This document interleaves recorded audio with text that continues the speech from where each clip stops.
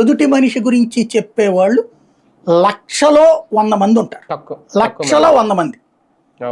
మిగతా వాళ్ళంతా నా కొడుకు ఏం రోగం, వాడు డబ్బులు వడ్డీలు ఇచ్చుకుంటాడు తెలుసా, వాడు అట్లాగే తెలుసా, వీడు ఎట్లా తెలుసా అని మీ దగ్గర ప్రయోజనం పొందినోడే మిమ్మల్ని బూతులు తిట్టుకుంటాడు. దానికి సాక్ష్యం జగన్మోహన్ రెడ్డి.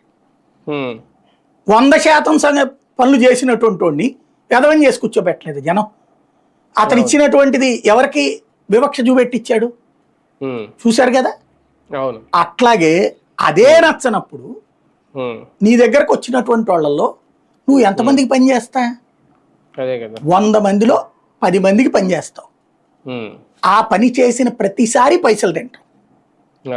పైసలు తినకుండా వీడు ఎవ్వడు పని చేయడు. అప్పుడు వాడు అబ్బా నా దగ్గర పైసలు తీసుకుని అద్భుతంగా పనిచేశారండి అని సంతోషపడతాడా? ఈ పని దక్కని 90 మంది నాకు పని ఇవ్వకుండా వాళ్ళకి ఇవ్వడం ద్వారా చాలా మంచి పని చేసి పెట్టారండి, చాలా గొప్ప వ్యక్తి అండి అని ఎవడన్నా అంటాడా? అలాగే వీళ్ళు ప్రతిసారి ఎవరితో మాట్లాడి పని చేయించాల్సి వస్తుంది? ఆఫీసర్. అంటే ఆ ఆఫీసర్కి లంచం ఇవ్వాలి, ఇటు వీళ్ళకే లంచం ఇవ్వాలి. ప్లస్ అక్కడ ఏంటి, చేతులు కట్టుకుని ఉంచినే కట్టప్ప బతుకులు అవుతున్నాయి. అది ప్రజలు యాక్సెప్ట్ చేస్తారా?